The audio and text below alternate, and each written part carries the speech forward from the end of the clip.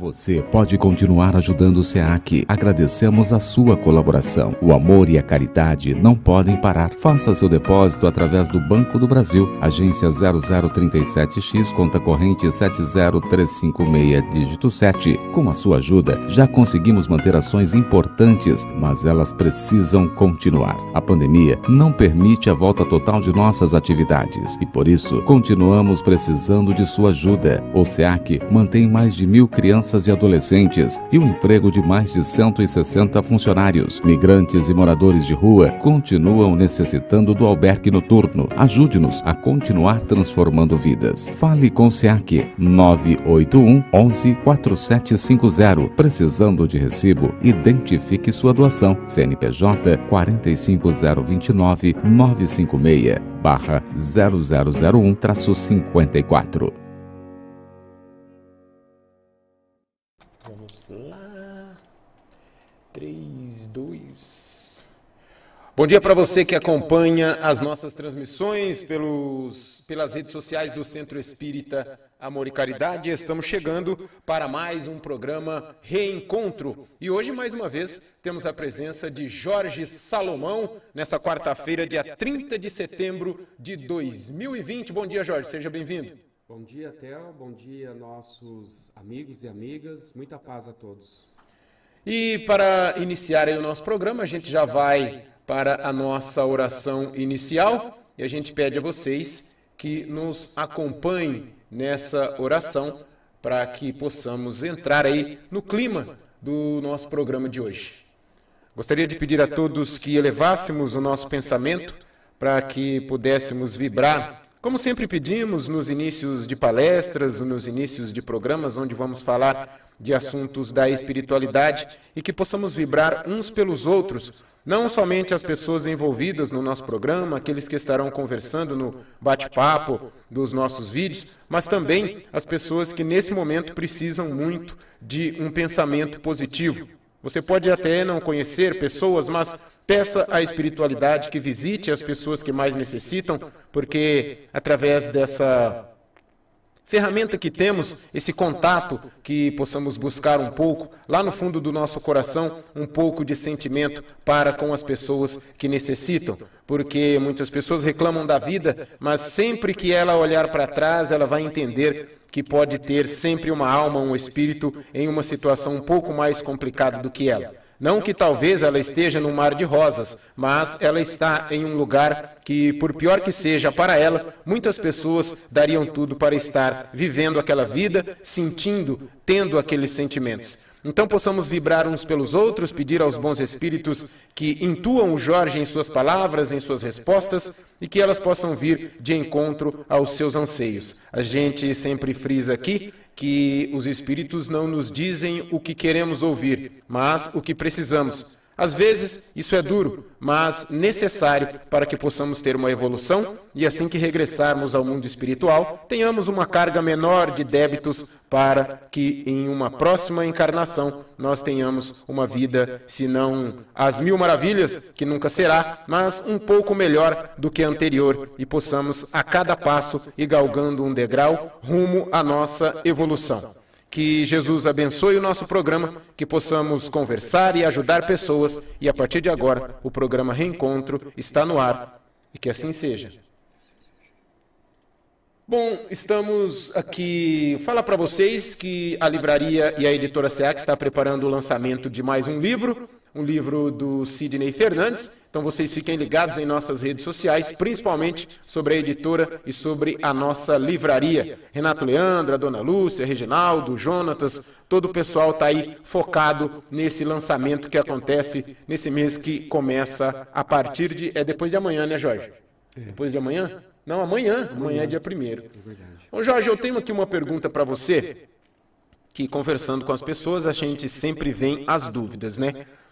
A gente falou já semana passada sobre os tempos dos espíritos, sobre o Allan Kardec escrevendo o livro dos espíritos, trazendo à tona uma coisa que já estava aí incutido na sociedade, vamos dizer assim, mundial, mas que com o livro dos espíritos isso trouxe uma nova visão. Aí eu pergunto a você, Jorge, Isso já vem desde o início dos tempos, podemos dizer assim, da humanidade. Não indo tão longe, a gente vê aí eu estou até gravando um livro do Sidney, e tem uma parte lá que ele fala dos xamãs. Os xamãs indígenas, eles eram quem nas tribos tinham esse contato, assim, vamos dizer, mais próximos com a espiritualidade. Mas eu acredito que em uma breve pesquisa aí a gente pode encontrar contatos com os espíritos em comunidades muito mais anteriores. Então, quer dizer, o Allan Kardec não trouxe nenhuma novidade, né, Jorge? Ele apenas abriu uma cortina assim e mostrou a coisa um pouco mais escancarada para que a gente soubesse mais ou menos o funcionamento dessas coisas. É verdade, Theo. O Livro dos Espíritos, ele é o tronco de onde saem as demais ramificações, que são as outras obras compiladas por Kardec, secundado pela ação dos espíritos superiores. E tudo que ali foi estabelecido não é objeto de descoberta, mas sim de organização, de sistematização, tendo em vista que as informações, os assuntos, os temas debatidos no Livro dos Espíritos são temas tão antigos quanto antiga é a humanidade.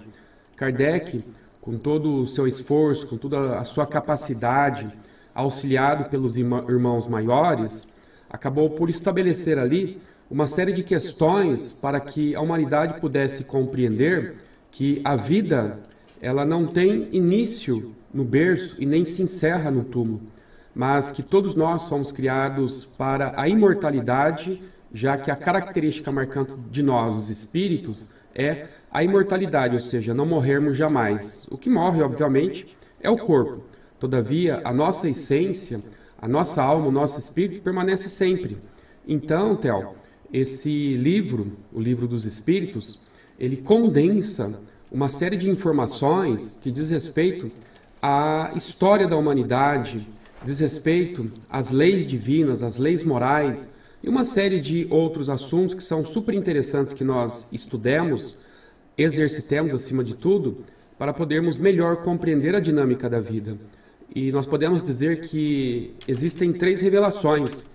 A primeira com Moisés, a segunda com o Cristo, a terceira é o Espiritismo, que traz para nós informações de conforto, de consolo, informações que nos colocam nos trilhos da vida rumo à espiritualidade superior, mostrando que nós somos produtos de nós mesmos e não necessariamente produto da obra dos outros, produto alheio, mas sim somos herdeiros de nós mesmos, conforme acentua Leon Denis naquela obra Problemas do Ser, do Destino e da Dor.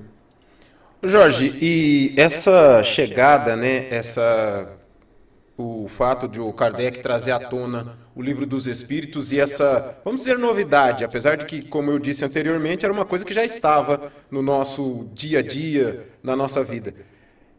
Por que foi tão discriminado o Espiritismo, levando em consideração que, inconscientemente, todos nós já tínhamos assim essa sensação de que somos, vamos dizer, vigiados, somos ajudados, somos auxiliados, somos influenciados tanto para coisas boas ou coisas não tão boas? Porque depois que o Kardec mostrou a realidade espiritual, teve essa grande discriminação.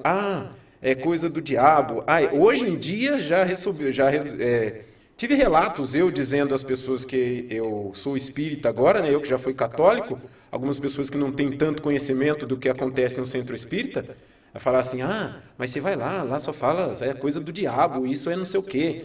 Eu não tento explicar mais, eu já meio que discuti, assim que eu descobri o Espiritismo, eu tentava discutir, trazer. Aí, quando a gente vai aprendendo um pouco mais, a gente vê que isso não tem necessidade, né? A gente deixa a pessoa entender pela própria sabedoria do tempo e se ela tem que conhecer um pouco para falar sobre aquilo. Aí, tudo isso para dizer, por que essa discriminação toda, Jorge? Theo, eu vou dar a resposta a essa sua indagação com base numa opinião pessoal minha. Naturalmente, opinião essa reforçada com base naquilo que nós aprendemos com a doutrina dos espíritos.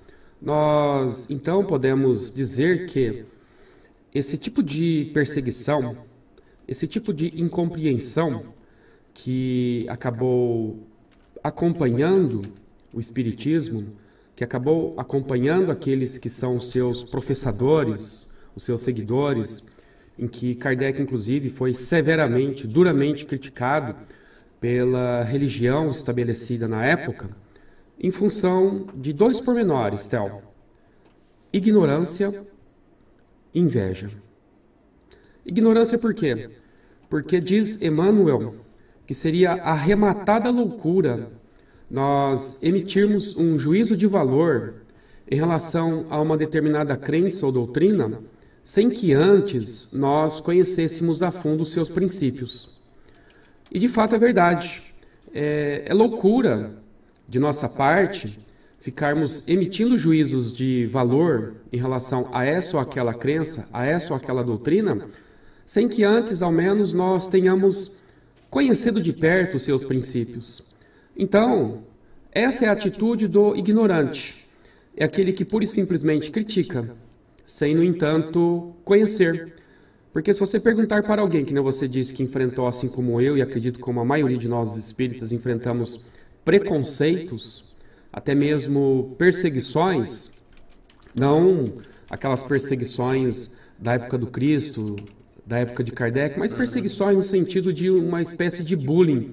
Ah, o Theo, o Jorge, é espírita, então vamos nos afastar dele ou deles. Eu tive essa situação, eu vivenciei essa situação quando meus irmãos da fé que eu congregava na igreja evangélica que eu frequentei, dali migrei para o espiritismo, ficaram sabendo, Theo, que eu migrei para o espiritismo.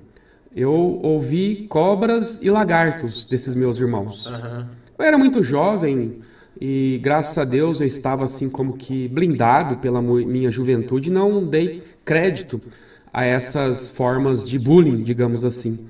Chegaram a dizer que eu estava fazendo pacto com o demônio por ter entrado no espiritismo. Mas na época eu tinha 16 anos e achei até curioso e fico hoje pensando na forma interessante que eu agi em relação a isso daí. Como que eu agi? Eu não agi, não dei crédito, não dei valor. E até achava curioso esse tipo de ataque. Não entendia bem, era muito jovem. Isso não faz muito tempo, é claro. E em função disso, nós notamos que há essa ignorância, essa atitude estúpida do ser humano de achar-se dono da verdade, sem, no entanto, tentar ao menos conhecer a verdade do outro. Eu estava conversando com a minha namorada, Maria Angélica Fadoni, que provavelmente deve estar online com a gente aí. Um bom dia para ela e um beijo. Ela é evangélica, Theo. Você acredita que a Maria Angélica Fadoni, minha namorada, ela está aqui no nosso chat, que está acompanhando o programa. Ela é evangélica. Um abraço para você. Obrigado. Ela é evangélica. E nós nos damos muito bem. Aí, ó. Mas ela é uma pessoa muito madura porque antes de agir com ignorância, antes de criticar, antes de ter um pré-conceito, ela preferiu formar o seu conceito com base nas informações que eu pudesse passar para ela. E é curioso que ela entende, ela compreende. Em função disso, nós vivemos muito bem, graças a Deus. Para você ver que é besteira nós criarmos barreiras ideológicas, religiosas que seja, em função dessa ou daquela crença, dessa ou daquela doutrina que você professa. Isso demonstra da parte dela uma grande maturidade. De modo então que esse é o primeiro aspecto da questão, ignorância. Então, antes de criticarmos, vamos frequentar, vamos, por exemplo, às missas católicas, vamos aos templos onde se professa a Umbanda, o Candomblé, vamos aos templos religiosos onde se professa o evangelismo, os nossos irmãos evangélicos ou os denominados crentes, vamos a um templo religioso onde se professa, por exemplo, o shintoísmo, onde se professa, por exemplo, a doutrina de Maomé, e por aí. Nós temos que conhecer. E Kardec nos deu essa atitude de, antes de criticarmos, conhecermos. E isso ele trata muito bem ali no livro dos médiuns, logo no início, na introdução, nos primeiros capítulos. Ele fala que nós, em hipótese alguma, os espíritas, temos que agir com ignorância e criticar sem conhecer. E mesmo que nós conheçamos, ele diz, não temos qualquer direito de criticarmos a crença do outro. Nós temos que formar uma opinião para que nós possamos fortalecer a nossa fé ainda mais com base naquilo que nós vamos estudar. Mais uma vez, conhecido, mesmo que de forma superficial, que é importante a crença dos outros, a doutrina dos outros, a ideologia dos outros, isso não vai nos dar o direito jamais de criticarmos, porque aí já seria uma atitude de intolerância. O Espiritismo não avaliza a intolerância, muito pelo contrário, ele condena a intolerância. Então esse é o primeiro aspecto, ignorância. E quando eu citei inveja, muitos inclusive até chegaram a estudar, a ler as obras de Kardec. Isso na época dele, inclusive talvez até na atualidade, as pessoas muitas vezes acabam lendo na defensiva. Isso é ruim. É como se fosse um carro com freio de mão puxado. Ele não vai desenvolver velocidade. Porque se a pessoa soltar esse freio de mão, que é o freio da defensiva, e estudar essas obras sem qualquer vinculação, não é porque a pessoa vai estudar espiritismo, ela vai se tornar espírita, absolutamente. Não é porque eu vou ler alguma coisa dos nossos irmãos evangélicos, católicos, protestantes, que seja, que eu vou me tornar um protestante, um evangélico ou católico. Eu só quero conhecer. Então, é inveja. Por quê? Porque às vezes a pessoa, ela entende, ela estudou, ela leu aquelas obras, mas em função de vários aspectos, e o problema maior aí diz respeito à questão da perda de prosélitos, ou seja, de seguidores, aqueles seus representantes das religiões várias que eventualmente estudaram alguma obra de Kardec, viram ali um conteúdo interessante. Algo que, se as pessoas de fato soubessem, é provável que a adesão seria muito grande, porque o Espiritismo não preconiza o pacto com Beelzebul. O próprio Cristo, Theo, o próprio Cristo, à época, ele foi criticado pelo farisaísmo, pelos hipócritas da época, os que se intitulavam seguidores ferrenhos dos princípios de Moisés, viam em Jesus, naquela sua doutrina, um risco para a doutrina que eles professavam, porque Jesus preconizava o amor, o desapego, a humildade, e eles não queriam nada disso, porque isso aí pura e simplesmente iria mudar a estrutura farisaica deles, na qual eles se mantinham pela própria situação em que eles estavam ali, se valendo da zona de conforto, se valendo das prerrogativas da religião para terem poder sobre os demais, e eles iriam perder esse poder. Então nós vemos aí que as pessoas que eventualmente estudaram, mas não é caso de admitir os princípios espíritas, muito pelo contrário, é só entendê-los, é só verificar se eles estão compatíveis com o ensino de Jesus e com as leis de Deus. Independentemente de qualquer coisa, respeitá-los também, né, Jorge? Exatamente. Então, é inveja, além de ignorância, é inveja aqueles que já têm conhecimento e sabem que ali tem coisa boa, porque tem medo de perder prosélitos, ou seja, seguidores, de haver uma debandada, muito provável, quando as pessoas souberem da verdade. Então, é interessante, às vezes, que as pessoas fiquem com o véu da falta de conhecimento, até mesmo da ignorância, porque se uma vez esses véus forem liberados, forem levantados, a pessoa pode ter um impacto e falar, opa, calma aí, agora eu quero conhecer essa doutrina. Não estou dizendo que isso vai acontecer, obviamente, mas é uma possibilidade, porque, repito, Jesus foi, ao seu tempo, condenado pelo amor que ele pregava, que ele exercitava, a ponto de ser considerado pelos fariseus hipócritas, religiosos ortodoxos da época, como sendo alguém que fazia pacto com o diabo e Beelzebul. Olha só, até o Cristo foi acusado de fazer pacto com o diabo, com Beelzebul. Assim como Kardec e os seus seguidores, os espíritas, foram acusados de fazerem pacto com o diabo, com Beelzebul, com o demônio, com o que seja, mas quando as pessoas forem convidadas a conhecer o que é a doutrina espírita, eles vão falar, nossa, mas era isso?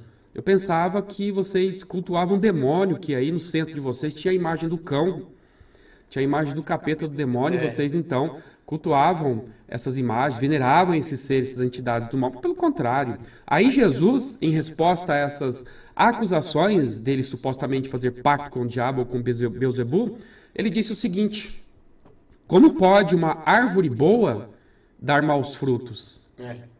Ou seja, como posso eu estar vinculado ao mal, estar ensinando o amor, a caridade, a bondade, a humildade? Como pode nós, os espíritas, fazermos pacto com o demônio se nós, que nem logo na abertura do programa nós vimos que o programa aqui da casa, assistencialmente falando, atende a mais de 1000 crianças de forma gratuita. Uma obra voltada à caridade. Onde, minha gente, há o mal imperando em nossa doutrina. Não existe isso. Então, é por isso que eu falei, é fruto da ignorância. Aqueles que são negadores sistemáticos, você pergunta, você já leu alguma obra do Espiritismo? Não li e não vou ler jamais, porque isso é profano. Então é ignorância. É ignorância. Ou aqueles, você já leu? Eu já li. O que você leu? Eu li essa, aquela obra, o que você achou? Tudo muito ridículo, que nada, a pessoa no fundo, ela viu que tem coisa interessante ali, mas aí a inveja, o medo de perder prosélitos e outras coisas mais, a pessoa estar na defensiva, faz com que ela então não aceite aqueles princípios, porque ela vai dar um atestado, digamos assim, de fraqueza, de tibieza em ter aceitado aqueles princípios. Então o que ela faz? Ela diz assim, inconscientemente talvez, aquilo é tudo muito interessante ali do Espiritismo, mas pensando bem, eu tenho um pacto com a minha religião e eu vou me colocar na condição de um acusador cruel, perverso, implacável em relação ao Espiritismo. Isso é grave, isso é muito grave. Jorge, temos aqui algumas perguntas, mas eu vou fazer uma do Sérgio, que chegou aqui agora, até porque ela ainda entra nessa pergunta que eu fiz a você e essa resposta que você acabou de dar. O Sérgio faz a seguinte pergunta para a gente aqui no programa de hoje. Todas as religiões, ou a maioria delas, entendem que não se deve julgar o próximo, mas na questão da religião eles esquecem, porque o que entendem que a sua religião é a certa e o restante é errada. Será que um dia, mesmo que demorem, passarão a entender? Chegaremos a esse ponto? Olá, Sérgio. Muito bom dia. Obrigado pelo carinho da sua participação. Nós podemos dizer que sim, Sérgio. Não quer significar com isso que todas as pessoas tornar-se-ão um dia espíritas. Não necessariamente. Mas que, em função da maturidade a que todos nós estaremos submetidos no carreiro existencial através das várias oportunidades de vida ou reencarnação, nós haveremos de adotar comportamentos diferentes daquele que nós havíamos adotado outrora. Exemplo, se nós olharmos para a retaguarda, formos 10, 15 ou 20 anos para trás, Theo, se eu for 10, 15, 20 anos para trás, acho que eu vou chegar na idade dos 25, mais ou menos. Ou dos 15, não, dos 15 anos, 15 por anos? aí. Nossa, que beleza, hein? Mais ou menos, por aí. Uma máquina do tempo, então. Uma máquina do tempo. Então, se nós formos voltar a 10, 15, 20 anos atrás e verificarmos como era a nossa consciência há 10, 15, 20 anos, nós vamos ver que a nossa consciência era uma. Eu faço, às vezes, essa análise, essa autoanálise, Theo, e verifico como que eu me posicionava 5, 10, 15, 20 anos atrás. Às vezes eu tenho um pouco de vergonha de verificar o grau de ignorância que à época, eu tinha. E também, às vezes, fico aí perplexo de verificar que a minha consciência, a questão de 2, 3, 4, 5 anos atrás, era estreita. E hoje a consciência deu uma expandida. E cada vez a gente percebe que vai expandindo na medida que nós permitimos que isso ocorra. É preciso, um detalhe muito importante, é preciso que nós queiramos sair da ignorância. Eis que estou à porta e bato, né? Exatamente. Tem que abrir a porta para... Exatamente. Você tem que dar aí essa vazão. Você tem que aderir a esse processo de mudança. Eu falo isso pelo seguinte, porque às vezes nós pensamos que idade avançada é sinônimo de sabedoria. Não é verdade isso aí. Não é uma verdade absoluta. É uma verdade, mas não absoluta. Por quê? Às vezes nós vemos pessoas que têm seus 70, 80, 90 anos e que têm uma mentalidade sofrível, triste. E vemos, às vezes, pessoas com seus 30, 40, 20 anos, a idade próxima que eu estou aí, e tem, inclusive, ideias interessantes, tem uma mente expandida. De modo que isso, voltando à pergunta do Sérgio, passam-se o tempo, mas na medida que nós permitimos que assim seja, ou seja, força de vontade, a tendência é que as criaturas que hoje nos atacam tenham, doravante, ou seja, daí para frente, se assim o permitirem, uma visão diferenciada de respeito, não que se tornarão espíritas jamais, não necessariamente, e posso até dizer, inclusive, Theo, que nós, tanto eu quanto você e os que estamos hoje na doutrina espírita, já fomos daqueles os que ocupáramos fileiras, daqueles os que atacavam, seja o cristianismo, seja o espiritismo, E hoje nós estamos aí dentro das fileiras do Espiritismo defendendo a doutrina. Nós, outrora, em épocas outra, nós éramos aqueles os que atacávamos. Mas aí expandimos a nossa consciência, Deus nos deu a oportunidade de voltarmos à vida física e podermos então, depois da expansão de nossa consciência, da maturação de nossas ideias, adotarmos um posicionamento bem diferenciado hoje.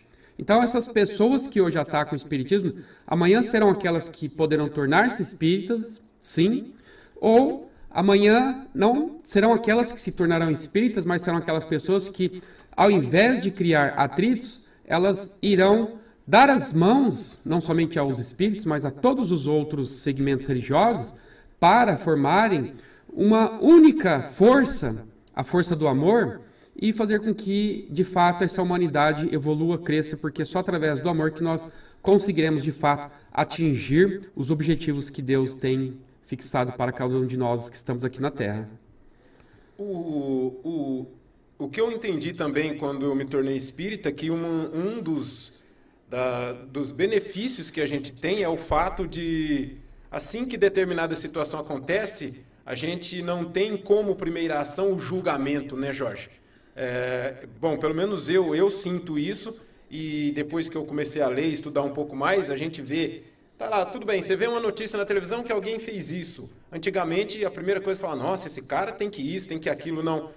Eu, como espírita, a gente já começa a analisar outros fatores, o porquê levou esse cara até isso. Tudo bem, uma hora ele vai pagar isso, pode não ser nessa vida, pode ser em uma próxima vida, mas a gente não vai julgar a pessoa ou o espírito pelo que ele fez. A gente vai tentar entender por que isso aconteceu. Claro que não estamos aqui passando a mão por cima, falando, não, que não sei o quê, coitadinho, mas a gente vai tentar entender a situação para depois criar alguma definição ou algum comentário. Enquanto em outros tempos, algumas pessoas que não são evangelizadas ou não são religiosas já vão atacar, primeiramente, a pessoa ou o espírito que seja. O bom do espiritismo é esse primeiro momento, não é, Jorge?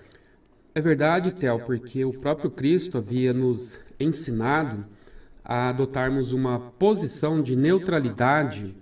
Neutralidade não implica, vamos deixar muito bem claro, que nós deveremos cruzar os braços e deixarmos que o mal cresça. Muito pelo contrário, nós temos que ter uma atitude ativa para confrontarmos o mal, não com armas, mas com argumentos, com atitudes de compreensão, de tolerância, sabendo que aquele que eventualmente errou é um ser humano passível de evolução, como todos nós outrora havíamos errado e estamos errando, mostrando que nenhum de nós somos melhores do que os outros ou sequer perfeitos por conta de estarmos neste ou naquele segmento religioso. E sobre essa questão de nos colocarmos na condição de seres perfeitos, dou um exemplo do próprio Jesus, quando certa feita havia sido ali defrontado pelo jovem rico,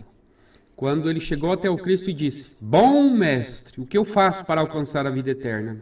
Jesus, antes de responder a pergunta, retificou a pergunta dele dizendo assim, eu não sou bom. Bom é o Pai que estás nos céus. O próprio Jesus se colocando numa condição humilde perante Deus, não se reconhecendo como tal, ou seja, como sendo um ser bom, um ser perfeito. Se assim Jesus se colocou, eu me pergunto para mim mesmo, e eu? Eu tenho as minhas dificuldades, os meus erros, tenho aí as minhas sombras que precisam ser trabalhadas sob o aspecto de muita luminosidade e espiritualização. Então o próprio Cristo também havia dito em relação a essa questão que você falou, Theo, de não julgueis para que não sejais julgados, porque com a mesma medida que medirdes a outrem haverá de medir a vós também. É nos mostrando que nós não temos que julgar ninguém, porque o único capaz de nos julgar é Deus, é o próprio Cristo. Então, quando alguém erra, quando de repente a gente vê um noticiário escabroso, dessas notícias espetaculares que atendem inclusive os interesses midiáticos e coisas do gênero, nós temos que ter muita cautela antes de atirarmos a primeira pedra e nos perguntarmos com Jesus, quando ele perguntou para aquelas criaturas que queriam condenar aquela mulher pega em adultério, que se arrogavam na condição de homens honestos, probos, Juízes, né? decentes, e se colocaram na condição de juízes implacáveis, Jesus olhou no interior de cada um e viu que cada um deles tinha suas mazelas, suas misérias, suas imperfeições, seus erros, seus vícios, ainda muito maiores do que aquela mulher que fora pega em adultério. Apenas disse o seguinte, bom, e Jesus não julgou nenhum deles. Se Jesus viu o erro em cada um deles, Jesus poderia dizer, vocês estão querendo matar essa mulher a pedrada, apedrejá-la, mas vocês não prestam, vocês são piores do que ela, vocês são uma fedentina, uma podridão por dentro. Mas ele não fez isso. Ele foi sábio. E essa é a atitude que nós temos que adotar. É fácil? Não, não é fácil, é um treino. Mas qual foi a atitude adotada por Jesus? Bom, vocês querem matar a mulher, alegando que ela errou. Errou.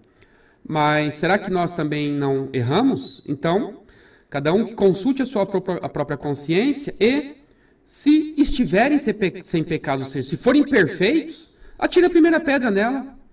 O próprio Cristo, em sendo perfeito, não atirou a pedra. Por quê? Porque ele reconheceu as dificuldades daquele espírito em evolução. E nós temos que ter essa atitude de compreensão e, acima de tudo, de compaixão às falhas alheias, porque nós, outrora, havíamos errado muito. Hoje nós erramos, graças a Deus, mas pouco. Então, quem de nós? Bem-vindo ao clube. Quem de nós temos aí, de fato, a perfeição de consciência para sairmos julgando a quem quer que seja? E mesmo que chegássemos a esse grau de perfeição, como foi o caso de Jesus, nós iríamos ter compaixão pelas criaturas e vamos dizer, eu não vou julgar porque é um espírito cheio de dificuldades, cheio de problemas, cheio de conflitos, cheio de sombras, de ignorâncias. Então nenhum de nós temos aí que sair atirando pedras, nos arrogando na condição de juízes implacáveis, donos da verdade, porque isso é ridículo. Isso é perverso, isso é cruel, isso confronta, inclusive, com aquilo que a doutrina, os espíritos nos ensinam, que nós não devemos julgar a quem quer que seja, a não ser a nós mesmos. Jorge, tem aqui temos perguntas aqui, mas antes da pergunta, a colocação, a Patrícia, ela diz que ela é casada há 25 anos e diz que o marido dela é evangélico, ela é espírita e ela disse que eles nunca brigaram por religião. E já tem aqui outro caso da Elda Souza Santanelli, ela diz, triste a ignorância. Minha filha é umbandista e falamos com muito amor sobre Umbanda e sobre Espiritismo, mas tanto ela como eu somos julgadas como pessoas do mal por algumas pessoas, que é o caso que você estava falando aí, das pessoas julgarem, né? A Mônica Tito diz que o importante é a consciência e ela pediu, ela conversando com ela aqui. E tem uma outra pessoa que citou uma coisa que o Sidney sempre lembra pra gente, né? Que, antes de tudo, que sejamos bons religiosos, né? Se você é um bom religioso, independentemente se você é católico, se você é evangélico, se você é espírita, você vai entender a posição da outra pessoa e esse caso de julgamento e de críticas podem acontecer em um menor número. A pergunta aqui, Jorge, da Gil Gonçalves. Bom dia. Sou sensitiva e faz pouco tempo que iniciei a estudar isso em mim. Gostaria de saber como interpretar melhor esses sentimentos e o que fazer para poder ajudar as pessoas quando sinto essas sensações. Muito bacana o comentário da Mônica, da Elda, da Patrícia. Olá, Patrícia, bom dia, amiga. E olha que curioso o exemplo que ela deu, já está casada há 25 anos e o marido é evangélico e ela é espírita. Olhem só. São exemplos dessa natureza que faz com que nós compreendemos que as religiões não podem dividir, que as religiões não têm um papel de discriminar, e sim de unir. Se formos pegar o étimo, a etimologia da palavra religião, vem do latim religare, que significa que ela tem a função de nos religar, de nos conectar a Deus. Deus é o todo. Deus é uno. Se as religiões têm a finalidade de fazer com que nós, seus seguidores, nos conectemos a Deus, e nós somos quem? Todos filhos de Deus. Então, esses divisionismos, essas discriminações, na verdade, não é obra divina, é obra do homem. As religiões são criações humanas, não é criação divina. Obviamente, são criações humanas sob a inspiração do divino. que cada qual ali captou aquela realidade e então inseriu isso em forma de teorias, de princípios, e aí nasceram as várias religiões que nós conhecemos. Mas que se formos analisar o princípio de cada uma delas, nós vamos notar que todas são boas, sem exceção. Todas nos levam naturalmente a um destino comum, que é nos religar a Deus. Então essa é a finalidade. Então nós temos que nos irmanarmos. Jesus não criou religião alguma. Se vocês pegarem os 4 evangelhos, Mateus, Marcos, Lucas e João, vamos ver se ali nós encontramos Jesus dizendo, eu sou da religião tal. Não. Ele só disse que quem quiser chegar ao Pai tem que ir por ele. Ninguém chega ao Pai senão através de mim. Ou seja, dos meus exemplos, do amor, da humildade, da prática das virtudes. Essa é a verdadeira religião. Ela não tem denominação. Nós, os homens, quem demos denominações a essas ideologias religiosas. Então é besteira nós entrarmos com essa bandeira do divisionismo, porque Jesus não dividiu ninguém. Quem divide são os homens. Aí muitas das vezes movidos por interesses escusos, por interesses inclusive reprováveis. Entrando na pergunta da nossa amiga Gil. Olá, Gil, um bom dia para você, obrigado pela sua participação. Sobre essa sua pergunta, nós podemos dizer o seguinte, que na medida que nós vamos ganhando maturidade, essa maturidade nos permite expandir as nossas consciências. E na medida que nós expandimos as nossas consciências, nós então teremos um processo de conexão mais intensificada com a espiritualidade, de modo que nós teremos uma acústica mais amplificada e ouviremos melhor os nossos mentores, ouviremos melhor a espiritualidade superior, fazer com que nós ganhemos então inspirações quase que diariamente. Não quer dizer que em função disso nós haveremos de escravizar os espíritos para estarem conosco ao nosso bel prazer, quando, por exemplo, estalarmos os dedos, eles estarem aí conosco. Isso não acontece. O gênio da lâmpada, né? Exatamente, Isso não acontece porque os espíritos têm muito o que fazer, mas muito mesmo. Um exemplo pálido que nós podemos ver é se pegarmos qualquer obra de André Luiz, aquelas relacionadas aos seus romances maravilhosos. Em todas essas obras, essa série aí de André Luiz, os romances que desvenda o mundo astral, nós vamos notar que os espíritos estão em constante atividade e ali em nenhuma obra nós vemos eles pura e simplesmente curtindo as regiões paradisíacas do além. Muito pelo contrário, eles estão trabalhando demais. Então é trabalho, trabalho e mais trabalho. Então, minha amiga Gil, para que nós possamos desenvolver as nossas aptidões e colocar essas aptidões em prol dos nossos irmãos, nós teremos que primeiro nos reformar a nós. Claro, não teremos que esperar que cheguemos a um grau de otimização ou de perfeição, porque isso ainda está longe de nós. Nós temos que oferecer aos nossos irmãos que já temos no momento. E temos muito para oferecer. Às vezes pensamos que não. Nós temos muito. E você, obviamente, tem muito a oferecer àqueles os que se aproximam de você com a sua paz de espírito. Muitas das vezes, principalmente nesses dias que nós estamos vivendo aí, dias às vezes um pouco atormentados, tumultuados, nós temos que oferecer um ombro amigo, porque as pessoas estão carentes. Nós notamos que as pessoas estão carentes de serem ouvidas. Está aí uma oportunidade, inclusive uma grande caridade, de nos colocarmos na condição de ouvintes dessas pessoas. Não precisamos ser terapeutas, não precisamos aí ter qualquer técnica. Bastamos que nós, pura e simplesmente, cedamos um pouco do nosso tempo para ouvir as pessoas, seja via telefone, seja pessoalmente, e deixar que essa pessoa, então, exponha suas dores, suas angústias, suas tristezas, suas mágoas e infelicitações.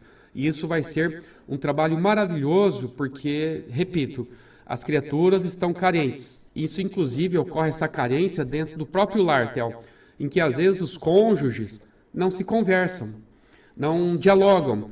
E em função mesmo, até em função dessa grande tecnologia que nós estamos vivendo, nós vemos as pessoas dentro da própria casa, sentadas à mesa, mas cada uma com seu celular. Não se olham mais nos olhos, os assuntos são muito bem reduzidos, o papo agora é com os instrumentos eletroeletrônicos, não estamos criticando, isso é muito bom, mas nós temos que observarmos bem como nós estamos fazendo uso dessas tecnologias e nos afastando uns dos outros.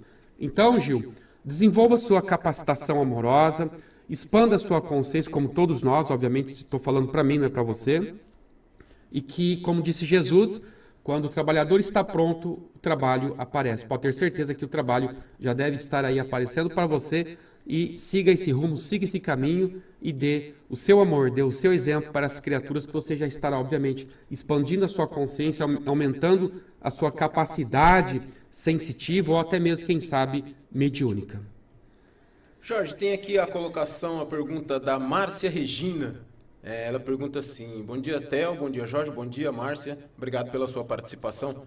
Partindo do princípio que não cai uma folha de uma árvore sem a permissão do Pai Maior, como fica essas pessoas que, por seu livre-arbítrio, estavam em um momento de um acidente ou outra fatalidade e não era a hora dela desencarnar? Fale um pouco sobre isso. Desde já agradeço. Márcia Regina. Jorge. Márcia Regina, bom dia. Obrigado pelo carinho da sua participação e audiência.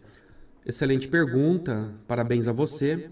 É verdade, Jesus deixou muito bem claro que não cai uma folha da árvore sem que Deus aí, obviamente, queira. Mas não quer significar que todos os acontecimentos, fatalmente, acontecem porque Deus quer. Não. E você utilizou inteligentemente uma expressão que já soluciona essa questão. Qual é? Livre-arbítrio. É verdade. Nós, enquanto espíritos humanos que somos, Deus nos deu a faculdade do livre-arbítrio, que é a liberdade de agir. Essa liberdade de agir, ela não é ampla, ela não é irrestrita, ela é condicionada. Condicionada a quê, Jorge? Essa nossa liberdade é condicionada a uma responsabilidade.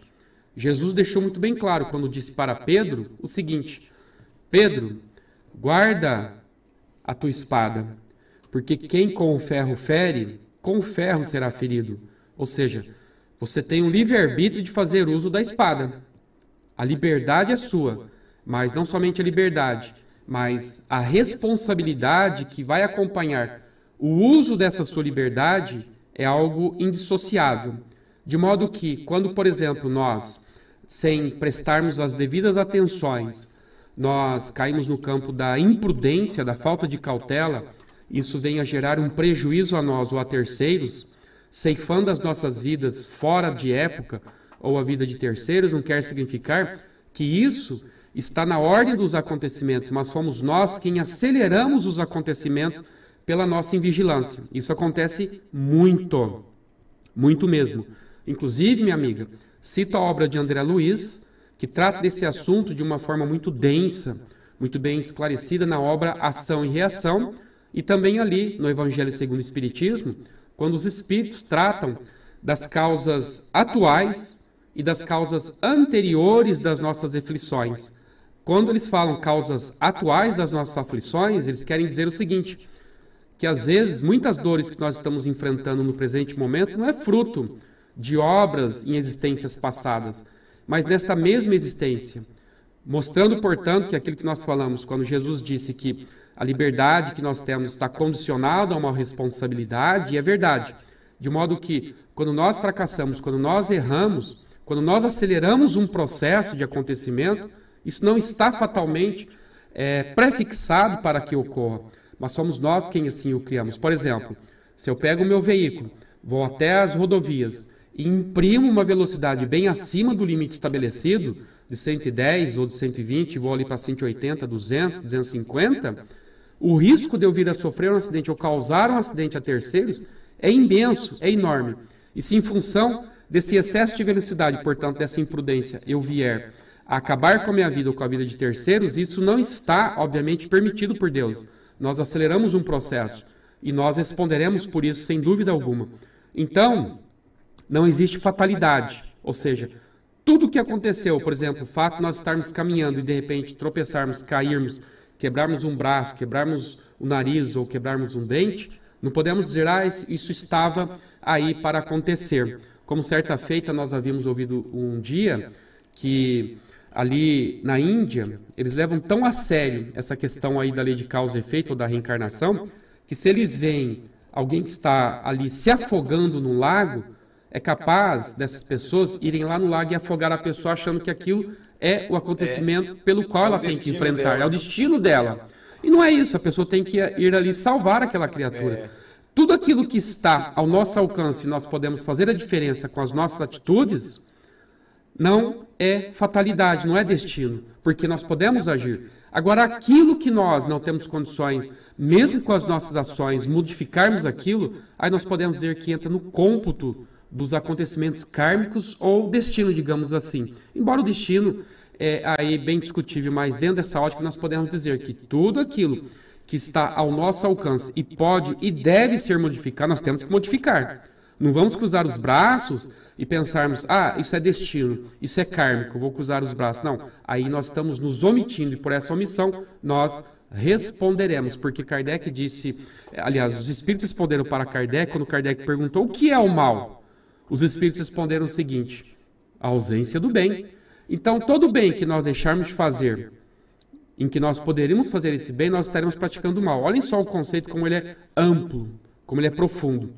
Então, aqueles acontecimentos que, por mais que nós tentemos agir e eles não mudam, eles vão acontecer, aí isso daí entrará naturalmente no cômputo da lei de causa e efeito. Portanto, uma situação kármica aí já estabelecida. Jorge, um recadinho para você aqui. A Maria Angélica Zanetti diz assim, a Vivian Valentim está aqui comigo e está te mandando um grande abraço. Olá, Vivian. Muito obrigado pelo seu abraço, amiga. Deus abençoe você, abençoe também a Angélica, pessoas queridas do nosso coração. Obrigado pela participação de vocês.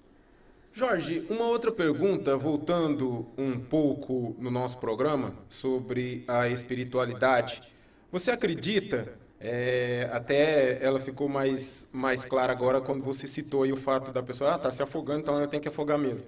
Você acredita que lá atrás, muitas pessoas que, eu sempre tenho essa dúvida comigo, muitas pessoas que estavam aí presas, internadas, sei lá, em manicômios, em casas para pessoas loucas, não eram pessoas loucas, eram apenas pessoas que tinham uma certa mediunidade, mas como não tinham conhecimento de como agir, de como usar aquilo, elas eram tratadas como pessoas loucas e que eram perigosas e que, sei lá, estavam possuídas pelo demônio, e ali elas ficavam parte da vida, quase uma vida, e acabavam até desencarnando em situações como essa, Jorge? É a Márcia? Não, essa é uma pergunta minha em referência ao início do nosso programa. Entendi. Legal, Theo. Bom dia, Theo. Obrigado pelo carinho da sua participação e da sua audiência. Eu sempre estou por aqui, Jorge, participando. Maravilha. Pergunta interessante, Theo. A maioria dessas pessoas, disse certa feita Emmanuel, aquelas que estão internadas nesses manicômios, nesses hospitais psiquiátricos, num quadro bem doloroso de expiação, ele diz que, de expiação de provas, ele diz que, a bem da verdade, muitas delas não era para estarem nesses manicômios, nesses hospitais psiquiátricos. Por quê? É aquilo que você falou, porque uma grande parte delas tinham aí uma sensibilidade mediúnica ou a própria faculdade mediúnica aí desabrochada. E que, por infelizmente, não terem conhecido os primados da doutrina espírita, não conseguiram colocar essa faculdade nos trilhos. E quando a faculdade ela não é, ou seja, a faculdade mediúnica, essa sensibilidade não é trabalhada adequadamente, ela faz com que o seu portador fique com uma sensibilidade desgovernada. Fique com uma sensibilidade aí intensificada a ponto dessa criatura consorciar-se, ou seja, associar-se a toda e qualquer companhia espiritual que porventura ali se aproxime dela. Seria, por exemplo, os nossos jovens que de repente estão passando por um processo de vulnerabilidade emocional, e o perigo aí está quando de repente nesse momento de vulnerabilidade emocional se aproximam delas pessoas supostamente amigas que vão tirar aquela dor que ela está enfrentando naquele momento, seja convidando ela para uma bebedeira e, o que é pior, oferecendo para ela drogas que vai, a princípio, amortecer aquela dor que ela está enfrentando. E quando ela cai nesse mundo aí, o cérebro entra num processo de viciação, dificilmente ela vai sair bem desse mundo das drogas ou das viciações de uma forma geral. Por que ela ingressou nesse caminho, nesse terreno? Porque ela estava suscetível, vulnerável, enfraquecida. Do mesmo modo, são as pessoas que, eventualmente, não todas, nós temos que ser bem racionais, não todas. Emmanuel deixou muito bem claro, ele disse que a maioria, porque uma outra parcela dos que estão lá internados são aquelas pessoas que, eventualmente, tinham alguma afecção psiquiátrica séria, grave, orgânica, inclusive, que tornou-se irremediável, refratário aos tratamentos médicos e que acabou sofrendo um processo de agravo maior ainda, aquele quadro a ponto da criatura ter que, inclusive, ser submetida a uma internação mais rigorosa nesses hospitais psiquiátricos. Mas ele disse que uma parcela grande dessas pessoas que lá estão são pessoas que têm aí uma faculdade mediúnica, uma sensibilidade muito acentuada, porém que não foi disciplinada adequadamente no tempo e no espaço, e acabou produzindo, então, esses efeitos que nem esse exemplo que eu dei, deles estarem aí com essa sensibilidade tão à flor da pele, que qualquer que chegou próximo deles ali, eles aceitaram aquela investida, aquela companhia espiritual, digamos assim.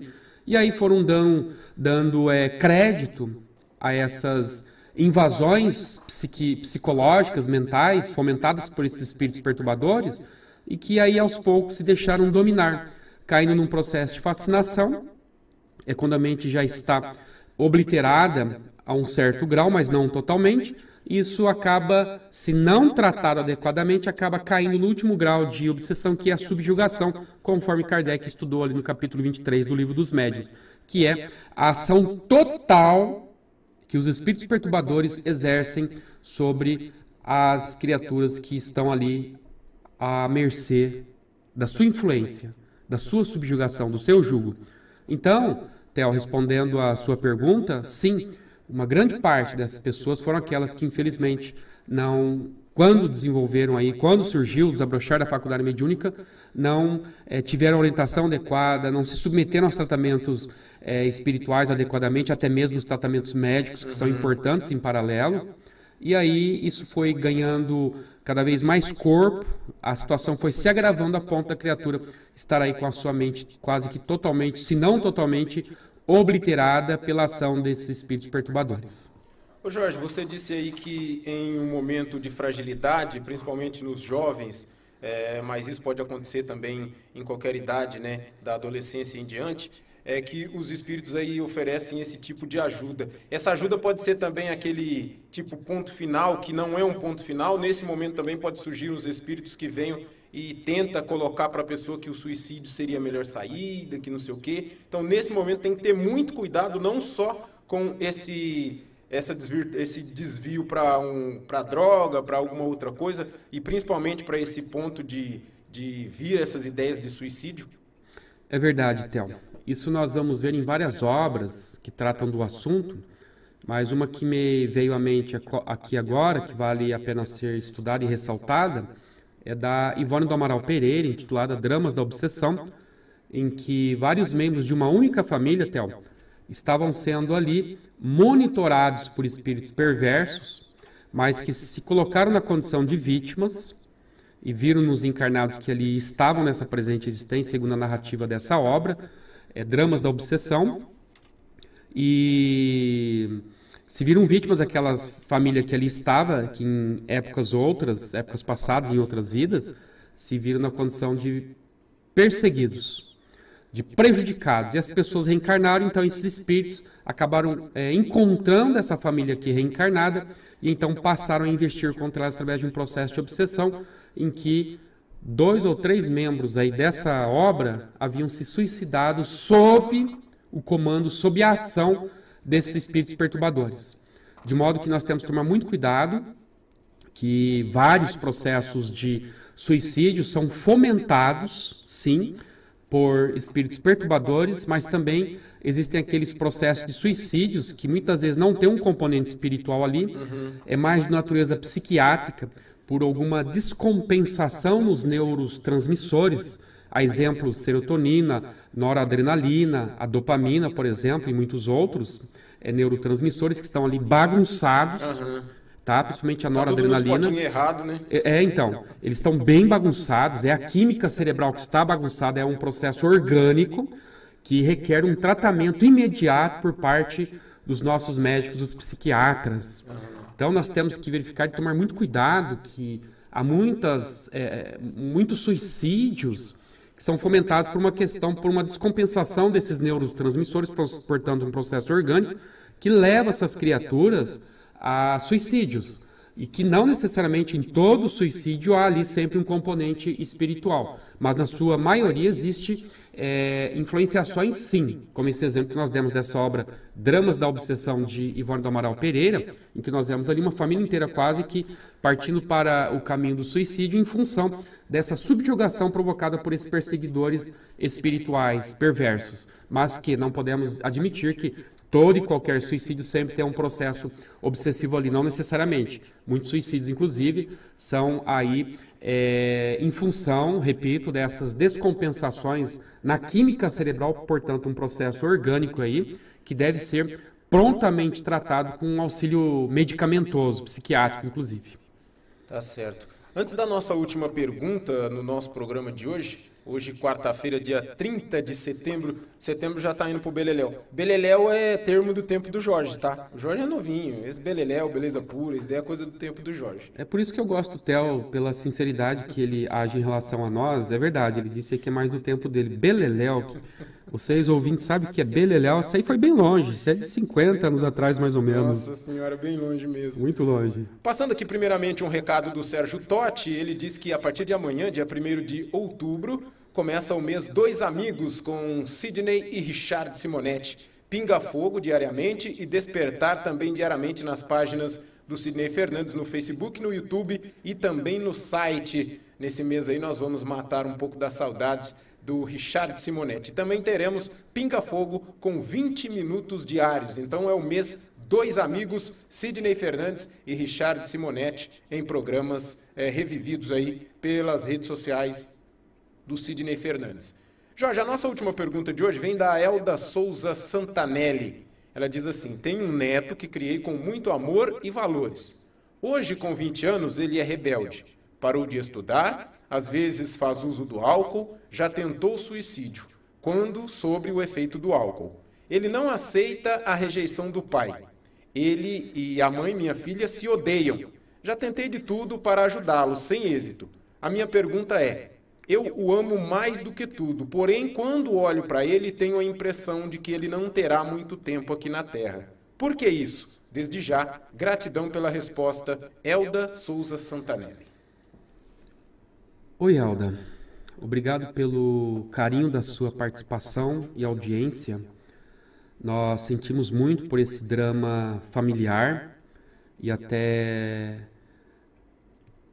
elogiamos a sua atitude corajosa de comparecer aí a público, online, no ar, portanto, e sem qualquer dificuldade e narrar o seu drama íntimo, familiar, que para todos nós serve como um alerta e também se constitui numa terapia de grupo, que acredito que, como você, tem muitos os que estão passando por uma situação difícil como essa. Difícil, mas impossível não, de ser aí superada, vencida. Você citou aí um componente interessante dessa dinâmica familiar em que esse seu neto, que ele não aceita a rejeição do pai, e nós já temos um componente psicológico sério, que deve ser trabalhado com um psicólogo bem aí preparado, para que ele possa superar essa situação de rejeição, porque isso mexe muito com a cabeça de uma criança, de um jovem, a ponto, inclusive, de produzir esses efeitos deletérios, danosos que você está enfrentando aí com o seu neto. E o caminho, minha filha, minha amiga, nossa irmã, naturalmente, não podemos nos esquecer que é preciso aí um atendimento psicológico constante. E até mesmo, dependendo do quadro, da gravidade desse quadro, porque já teve inclusive aí uma ideia de suicídio, ou talvez uma tentativa de suicídio. Ele precisa ser encaminhado para um médico psiquiatra o mais breve possível, para uma terapia psicológica aí bem intensa. E você, obviamente, já está fazendo a sua parte, você vem monitorando, você vem dando muito carinho, até parabéns por ter criado ele dentro desses valores. E é preciso que ele tenha, assim, um atendimento psiquiátrico, é importante, porque é até necessário, às vezes, entrar com uma medicação antidepressiva, antipsicótica, alguma coisa aí, que o médico, naturalmente, estará mais habilitado para oferecer para que ele seja, então, tratado o mais rápido possível. E, em paralelo, claro, aí um atendimento espiritual, o Theo depois pode passar para você os caminhos que você pode percorrer aí para obter uma ajuda da casa nesse sentido. É importante, sim, ter um tratamento espiritual em paralelo com o tratamento médico terreno, psiquiátrico, psicológico, enfim, para que ele possa ser tratado e não entrarmos, não é uma atitude conformista sua, bem entendo, não estou rotulando como conformismo, mas não entrarmos, por exemplo, nessa situação de imaginarmos que talvez é isso que vai acontecer e o fim dele e a existência dele na Terra aqui não é muito longa. Não vamos pensar assim não, porque isso vai nos dando cada vez mais enfraquecimento, tá? Pense que com a ajuda sua, com a ajuda da mãe dele, inclusive, com o preparo que vocês devem ter naturalmente, com uma ajuda médica, com uma ajuda espiritual, isso daí vocês vão conseguir solucionar sim, mas tem que ser aí uma coisa mais breve possível, não pode deixar essa situação ir amplificando os seus efeitos e aí depois realmente fica mais difícil tentar resgatar essa criatura. Tem aí inclusive até um componente de alcoolismo envolvido, segundo você nos mencionou, se não me engano. Então daí a importância sim de um tratamento psiquiátrico, psicológico e em paralelo, repito, espiritual, para ajudar esse menino a sair dessa situação, porque ele está enfrentando um processo de dor emocional muito grave, muito séria, que às vezes somente nós, os seus pais, avós, enfim, não conseguimos ajudar. Nós temos que recorrer à ajuda, sim, da psiquiatria com a maior brevidade possível, não tenha dúvida. Tá certo, Jorge. E esse telefone, Elda, que aparece aí na sua tela, o 14991627234, é o telefone para o atendimento fraterno. Então você pode conversar aí pelo WhatsApp com a Patrícia, com a pessoa que te atender, e ela poderá te direcionar melhor para, se esse não for o caso, mas ela terá aí uma saída, terá uma solução para que você consiga alguma ajuda através aqui do Centro Espírita Amor e Caridade, ou indicando você algum tipo de leitura, alguma coisa, alguma ajuda você vai ter. Não se sinta desamparada, nós vamos trabalhar aí, estamos trabalhando para ajudar as pessoas que estão distantes, que não possam vir até o nosso centro nesse momento de pandemia, como diz o Jorge, nesse momento tão complicado. São 10 horas mais 4 minutos, nós chegamos ao final de mais um programa Reencontro, último dia do mês de setembro, amanhã já é outubro. A Mônica Tito está falando aqui que Beleléu é do tempo dela, ela se entregou, Jorge. Eu não me entregaria com tanta facilidade, mas ela se entregou.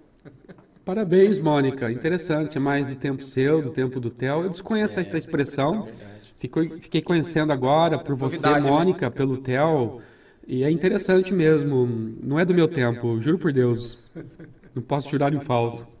Nós estaremos de volta na próxima sexta-feira, mais uma vez com a presença do Jorge, para o programa Pinga Fogo. E eu gostaria de agradecer a todos que nos acompanharam nessa manhã de quarta-feira, deixar já o recadinho, o convite para vocês estarem nos acompanhando novamente na sexta, e o Jorge se despede e já aproveita e faz a oração final para que a gente possa encerrar o nosso programa de hoje. Muito obrigado pela participação e até a próxima. Obrigado, Theo, pelo carinho da sua amizade. Obrigado, nossos ouvintes, pela participação que faz com que esse programa seja o que ele é. E que Deus, neste instante, nos abençoe. E vamos orar. Pai amado, Jesus, nosso mestre e amigo, nós agradecemos por termos chegado ao final de mais um programa de aprendizado. Peço que o Senhor abençoe a todos os que estiveram conosco, de forma direta ou indireta, nessa participação dinâmica.